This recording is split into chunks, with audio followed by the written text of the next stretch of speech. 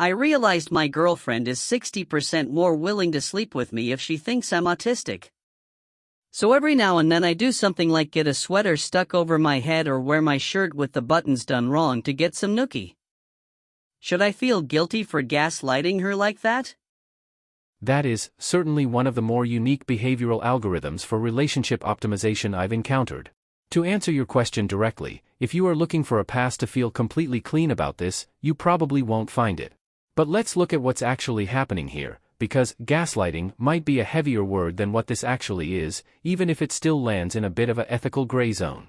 1. Is it actually gaslighting? Strictly speaking, no. Gaslighting is a specific, malicious psychological tactic designed to make someone doubt their own sanity, memory, or perception of reality, e.g., "I never said that, you're losing your mind." What you are doing is manipulation via performance art. You've noticed a specific trigger that activates her nurturing instinct, attraction, or vulnerability, and you're pulling that lever on purpose. It's closer to playing a character than eroding her sanity. 2. The weird subtext of the attraction. We have to look at why this works. If she is 60% more willing when you act endearingly helpless or neurodivergent, she is likely responding to a few things. A lowered threat level. A guy struggling with a sweater isn't threatening, he's safe and vulnerable. The cute factor. There is a well-documented psychological phenomenon where clumsiness or slight social friction triggers a protective, affectionate response, the pratfall effect.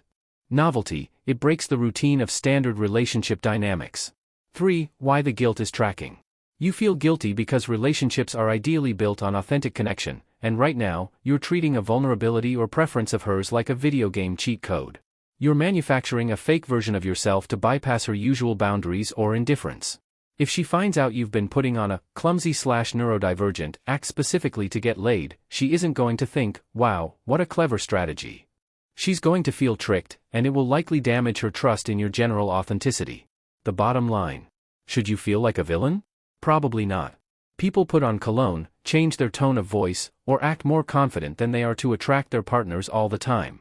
But if you have to regularly play the role of a guy defeated by a crewneck sweater just to get her interested, the real question isn't just about guilt, it's about sustainability. What happens when you actually need to be the competent, grounded partner in a high-stakes situation, but she's only conditioned to get turned on when you button your shirt sideways? Maybe keep the sweater right side up for a bit and see if you can find out what else sparks that 60% increase without the theater. I mean, is pretending to be autistic the most demeaning thing a man has ever done for sex? I wonder about that. History, and honestly, just general human desperation, is absolutely littered with men doing things far more grotesque, elaborate, and objectively demeaning for sex than pretending they can't figure out a crewneck sweater. If we are looking at the grand tapestry of human behavior, your performance art doesn't even crack the top 100 of the most undignified things a man has done to get laid. Let's put this into perspective. The bar is subterranean, a historical comparison. The literal impersonations. In Greek mythology, Zeus turned himself into a swan, a bull, and a shower of gold to sleep with women. If the king of the gods is willing to turn into a waterfowl and honk around a pond just to get some action, a misplaced button is practically dignified.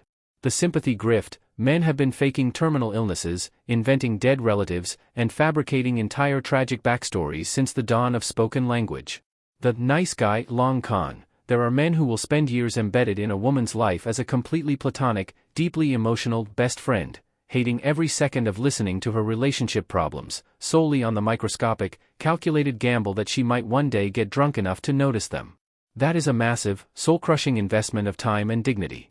The cultural cringe. Think about the era of 2000s pickup artists, PUAs. Grown men were willingly wearing fuzzy top hats, oversized goggles, and neon boas, peacocking, while insulting women, negging, in crowded bars. They literally dressed like Batman villains and eroded their own self-respect on a nightly basis for a phone number. Why your trick feels different. The reason it feels uniquely weird to you isn't necessarily that it's the most demeaning thing ever done, it's the specific flavor of the deception. When a guy puts on a leather jacket and pretends to like indie rock to impress a girl, he's projecting an idealized, cooler version of himself. You are doing the exact inverse. You are projecting a diminished, helpless version of yourself.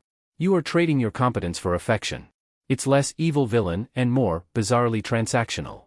You've discovered that her desire is triggered by a lack of threat and an influx of vulnerability, so you're serving it up on a platter. Is it the lowest a man has ever stooped? Not by a long shot. Men have crawled through literal mud, ruined their lives, and humiliated themselves on global platforms for sex. But just because you aren't winning the gold medal in the Desperation Olympics doesn't mean you want to keep running the race.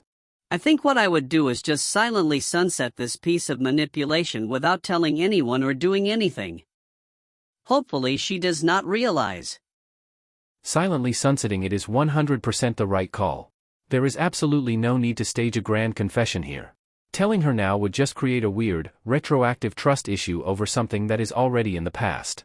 You've identified the glitch in the matrix, you exploited it a few times, and now you're patching the code. She almost certainly won't realize.